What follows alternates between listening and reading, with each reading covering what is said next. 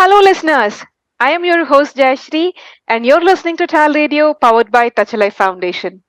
As a part of providing you with inspiring and informative content, today we have Roopa Sunku, Senior Director Fusion Applications HCM Development Oracle, and the Chief Evangelist of the Mentor Track vertical of our very own Touch a Life Foundation. We are here today to discuss something that's extremely underrated and neglected, which is the fear of restarting the career after becoming a mother. Research shows that over 50% of women drop out of the workforce to take care of their kids post maternity leave. And from those who manage to return somehow, 48% of them drop out within first 4 months of being back at work. That's astonishing and alarming at the same time.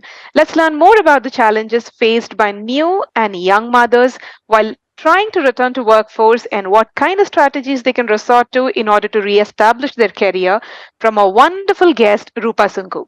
Without any further delay, let's welcome Roopa onto our show. Hello, Roopa. Welcome to Tal Radio, and it's a privilege to have you with us today. Thank you, Jayasree. I'm super excited about the topic and very excited to talk to you about all my stories and my experiences. Wonderful. Before we begin, I have a little information that I wanted to share with you. I am a mom of two. I have a 6 year old and a 3 year old daughter. So, the questions that I'm asking today are mostly from the experience that I have faced and the fears that I have gone through and still struggling with. So, the listeners might be, it might be a bit easier for the listeners to connect to this, having said about my story first. So, my first question to you, Rupa, you have personally mentored many women in multiple scenarios. So, could you please help us identify the most common reasons of why women leave the workforce after having a baby? I think, Jayashree, that's a really good question. So for me, I have two kids who are 22 and 25. So it's a real rewind in my life overall. But I think I see these things about women trying to go back into the workforce or leaving the workforce rather more often than we would like it to be. So I think the pressures of being able to balance your day with the work activities that needs to get done is, I believe, the biggest challenge that makes people fear coming back to work and taking on those additional responsibilities. COVID has disrupted a lot of our lives, but I believe that today some of the work life balances are more around the folks being able to work from their homes often enough. But the disruptions are still the same, with the convenience of saving a couple of hours on commute, probably. The women still face being at home and being thought of as they're at home, they're not working, or oh, they're in a meeting. We need to go ahead and get them to do the things that needs to happen on the home front. So I believe this is primarily the focused reason I can think of for women leaving the workforce. Get that. And having understood the basic or the primary reason behind this, taking the first step is always the hardest. It's difficult to, take your first step. And how do you think a new mother can gather her courage to take the decision of restarting her career? You know, I think women like to be multitaskers. Women enjoy being the queen of the house. The women enjoy being nurturing and nurtured.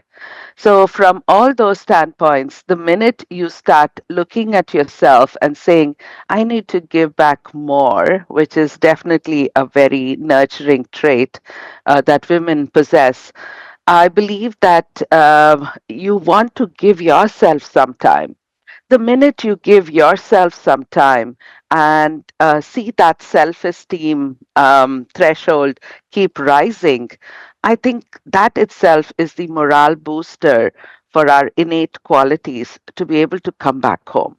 But that is definitely somebody who's thought through, somebody who has, urged themselves to go back into that intellectual mode or that thinking mode or doing a little bit more mode.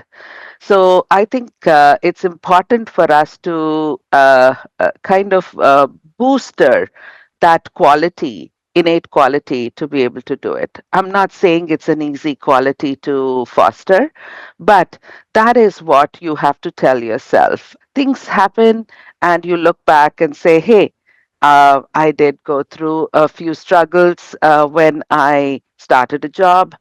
I had to adjust, fit in. Now I have the babies and definitely need to go back in again and conquer and be triumphant in terms of what we want to achieve. So once you get that booster mode on, I believe that that can make it a little easier to come back to and make that first step. So you have to think about yourself, which is not something that we often do.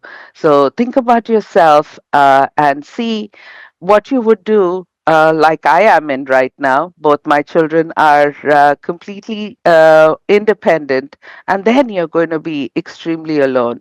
I know it's hard to flash forward as I'm flashing back on many of the incidents in my life to be able to say, hey, let me get ahead and let me do something for myself that'll help me and take care of my urge at a later time to be built out or foundationed as we grow.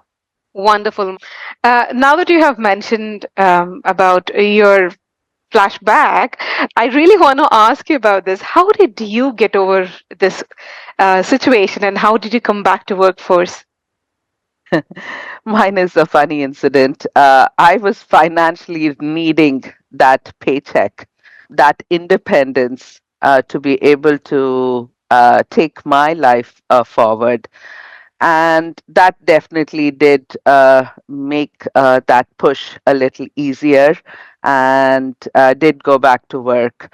But I think it's all about that looking at yourself, figuring out what structures or those pedestals that we all look for. One, we can go ahead and, as I mentioned, a financial impact is what makes us go back to work. The second could be just that emotional support that you receive at the work force end or within the organizations that you're associated with.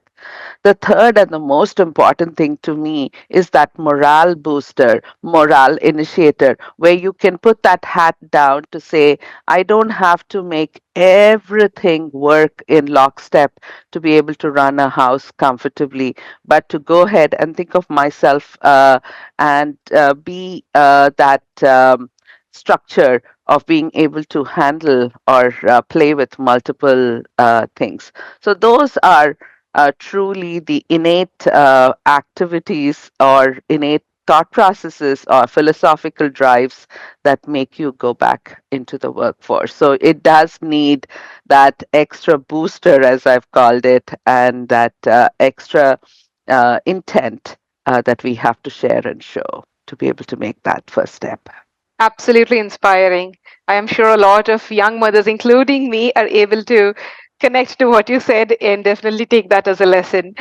And for me personally, I would want to mention a point here. After I left my job, after my first son, I have resigned my work. I was working in the IT, and after the maternity leave, because there was no proper situation where I can leave my child at, I had to Hmm. resign. And then I am a Carnatic vocalist as well, so I thought I didn't want to stay at home just like that. I thought I am good at what I have learned, and I think I'm good at teaching music. So I thought I'll take this up as as a step ahead.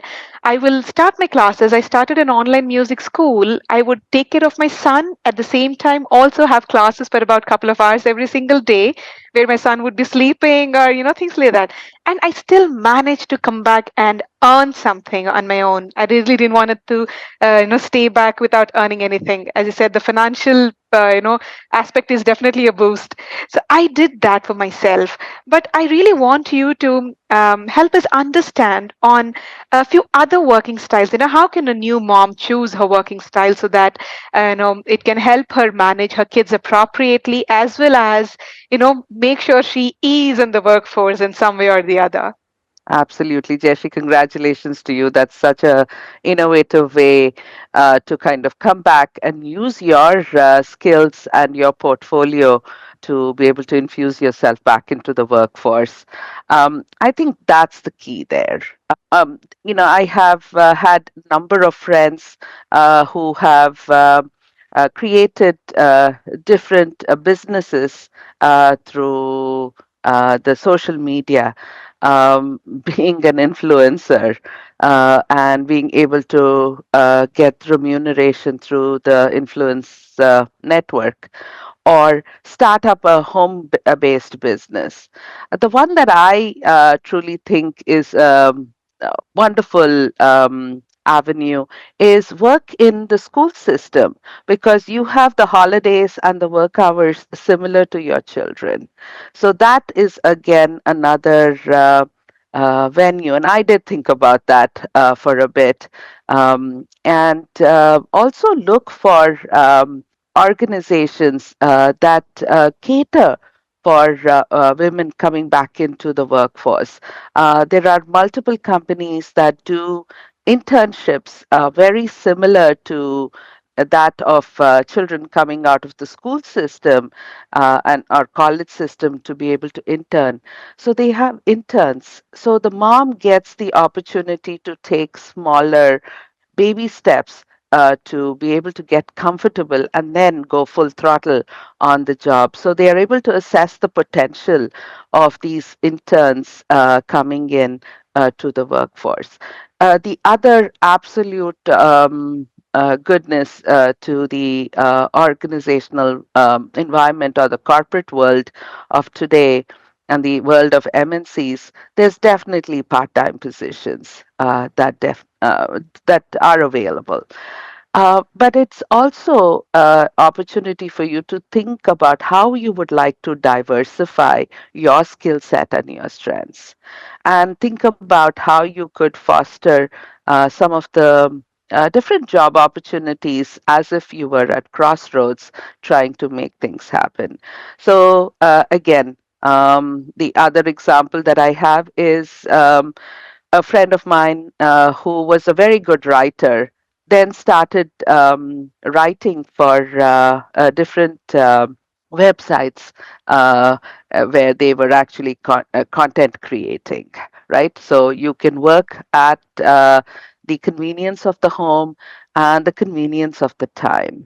The other great one is to kind of pursue your passions. So I have another friend who is a journalist and a photographer. So she, with her children, take these little side trips to be able to enhance her career, have the opportunity to continue to do her passion and showcase her passion.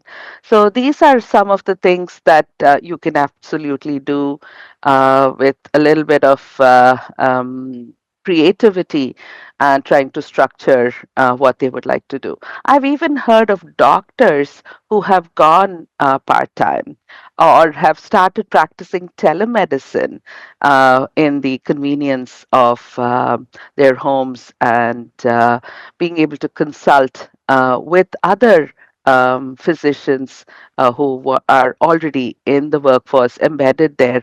They will need to get a second opinion or a perspective. So you could be that back end.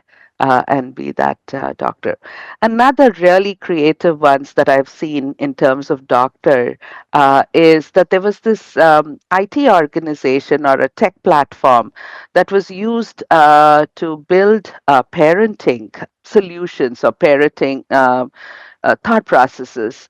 And so she was a psychologist and sitting in the comfort of her home again, she was able to go down and be able to do what she really loved doing and doing some counseling sessions and having that avenue or media to be able to answer parenting questions and also have detailed views and perspectives of parenting overall shared as series of conversations and talks. So I think I've given you a myriad of opportunities that I have invoked as well as I have seen around me. That's super inspiring and amazing to see as well. You did, and thank you so much for such wide range of options, because I think you've covered pretty much every woman out there who's waiting to go back into the workforce. So I'm really glad you mentioned everything there. Having understood this, now that we understand, okay, we go into the workforce. Now comes guilt, and now you're working, you're doing something for yourself, and then there is this immense Mount Everest that's on your head, which is called guilt, parental guilt. So what strategies can be employed to combat these feelings of guilt or inadequacy where juggling work and parenting duties are inevitable? Yeah. You're so right. Guilt can be very surmounting, and it feels like a big laden mountain that we are lifting, almost feeling like Hanuman. But he obviously did the Sanjeev Parvat in one hand or one palm. I would say that I still remember to date when I had my first daughter and had to go back to work within 6 weeks of delivering the baby. I cried my way from the house to the office and did not enjoy my day as I was so far away from her within 6 weeks of having the baby. I think women are known for resilience, strength, and courage.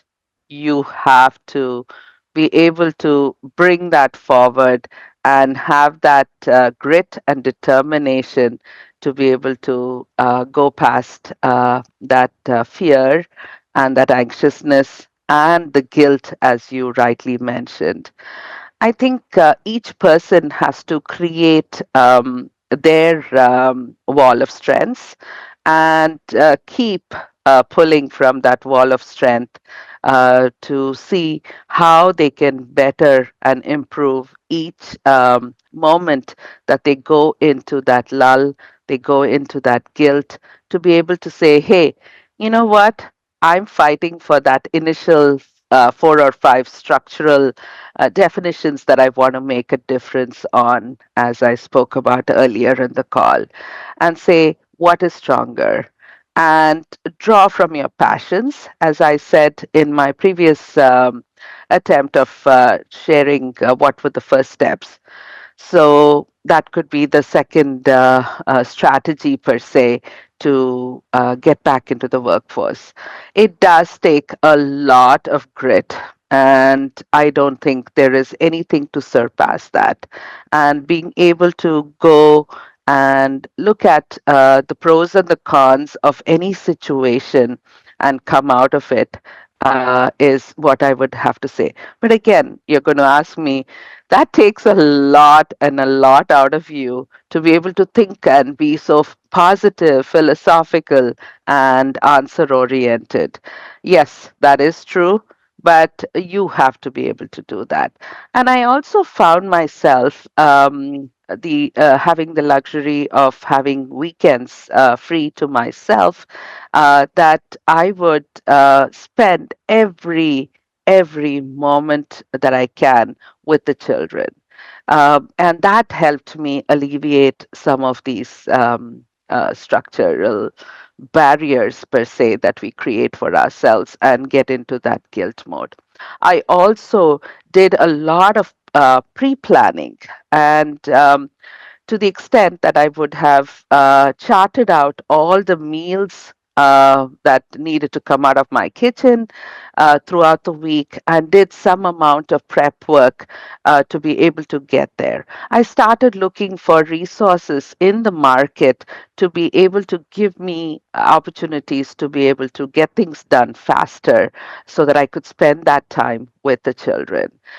So I brought semi processed vegetables, for example. They're chopped and ready to go. Or I would pick up food that can be cooked really quick. Cleaning of the house and activities that would be the home chores, I divvied it up. I also got my husband involved in all of this to be able to, one, build and nurture a better relationship as a family, and secondly, I would just feel like I'm not the only one having to put in the work to be able to raise the family. So, having that support system, for me, it was my husband. You create that support system around you to complete the task. And the minute you don't go into the doldrums of saying, I don't have time to spend with my children because I have to do these chores, I think can alleviate some of the guilt to be able to just go past that guilt and not fall into that guilt trap again and again by creating those systems and those supports that you need to be able to come out of it. Again, guilt is not going to go away, but you have to create strategies around yourself so that when you fall into that systemic emotion, you're able to come out of it and get to what you want to achieve. Wonderfully said. And yes, as you said, it is important for us to, be able to, create that strength and courage within us. But as you rightly mentioned, the support system. For you, you said you had your husband to help you around. But what kind of resources or support networks do you think are most beneficial in managing these unique challenges? Because there is a lot of judgment that keeps happening, especially in Asian families. You get to hear that a lot, at least in Asian families. So how do you have these support networks help you to benefit in managing the unique challenges, and what improvements would you like to see in support systems for women in similar situations? This is definitely a question close to my heart. The first thing I need to say is they talk about women being women's own nightmares or challenges, but I have actually seen and experienced myself using that women's club or that circle of friends to be able to kind of be that social support system. So it could be your mom, or it could be your aunt. It could be girlfriends of similar age groups that could all be that support system for you. In fact, interestingly, at Oracle, where I work, we do have this mentoring program. And normally, I'm used to folks coming in and asking me to help me, um, progress their career pathing. I actually had this one lady who says, the only reason I have really wanted to hook up with you through this network is to be able to get work life balance. And that was most revealing and most impactful goal that I have had for a mentoring session. So utilize those mentor networks or people like myself who are experienced and who have gone through this with variations to be able to surpass some of their challenges, to be those learned experiences for yourself to display and participate or invoke in your system to help you cope with it. There are a lot of organizations within I'll speak in the context of the US workforce. We do have a lot of organizations that see the value and see the women dropping off the workforce, and they do need that critical mindset. They need that analytical mindset of women, regardless of what industry or what career paths you're in. We bring a different perspective to business, and the organizations at large do not want to lose us. So there are multiple programs within organizations, like I mentioned earlier, like an internship that gives you that opportunity to step one day at a time and to be able to take it slow, maybe a part time, maybe an advisory role if you are a more experienced person at that crossroads or those pivot points to be able to give back your experiences and your learnings. So I think it is that social structure, the family structure, and the corporate structure to be able to give you the boost to be able to come back into your job or business or anything that you want to do. But more importantly, I think the creativity of being able to use the new avenues. Maybe you are just going to move into something like a data entry. Or, like I said earlier, being able to blog or be part of the passions and knowledge that you have into the greater web. Or any, like your own personal example, you took your personal passions and converted that into a new avenue or a new opportunity for yourself. So I think there is all of these support systems. But unfortunately, it is me and I that's the center or the fulcrum of all of these things. If you make up your mind and look around you, you can draw from it and you will see the support system and you will see the avenues that you can initiate and muster up around you. And interestingly, the question about Asian families and the predisposition that we put ourselves in, thinking about all the naysayers around you who may be commenting and making it hard for you to be able to pursue that strength that you have boosted for yourself. And I think those are all personal avenues that you have to remember. And being here in the US, I would say that this is just not an Asian thing, though I think it may be a little higher in terms of family values that prey you in that guilt or that justification mode, but it is just a common woman problem. And as much as we would like to believe that we have broken every glass ceiling and broken every stereotype, there is yet another woman who gets targeted as the person who has to take care of the family and be that center of a functional family.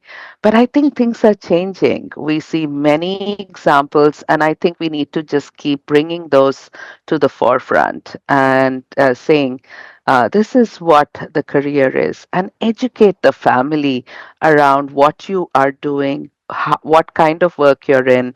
I have even loved the idea within the US corporate system where they say, bring your children to work day.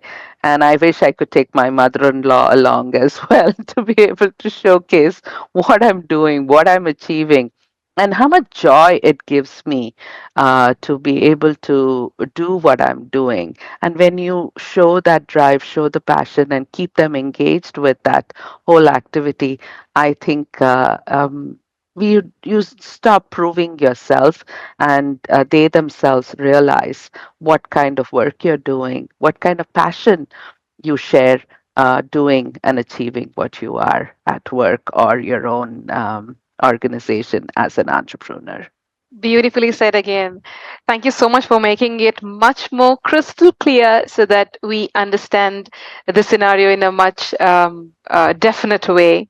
And my last question to you for today is what do you think are the key factors that can boost a new mom's confidence and give her the courage to be the best of both worlds? I think first thing that drove me at that best mom stage was I want to leave image for my child that I'm the best mom at home, and I am a super successful woman in any field that I have picked up. So that legacy or that following that you create and leave behind, and being able to give them everything around you that's possible for you, or anything that you have thought about is given back to the family and the child, definitely is what makes me feel strengthened, and give me that ability to spring forward and move to achieve more things. I just wish and hope that women around the world today have that support system, create that support system. If not, reach out to organizations like the TALRadio, where we have women who can help women boost their inner callings, if I can say so, or even be just a morale booster, or even feel that, hey, I'm not alone. There are lots of people out there, and different people have achieved things through different avenues, and let's look for that and let's pursue that. So, I want to leave a legacy, and I wish to leave a legacy that is seen and inspiring to one and all. Very inspiring. Truly wonderful. Thank you so much, Rupa, for your valuable insights and your time and energy today. It was incredible and it was really great talking to you about this beautiful topic and something that's very much needed in today's world. Thank you so much for your time again. Absolutely appreciate the opportunity to share my experiences, Jayasree, and some of the queries or the questions that you put in front of me is definitely something that I had to think about, but do see the need out there, and I'm excited that I've been able to share my experiences with you. Thanks again. Thank you so much. So that was Roopa Sunku for all of you today, and you're listening to Tal Radio, powered by Touch a Life Foundation. This is your host Jayasree signing off for today. Stay tuned and keep learning.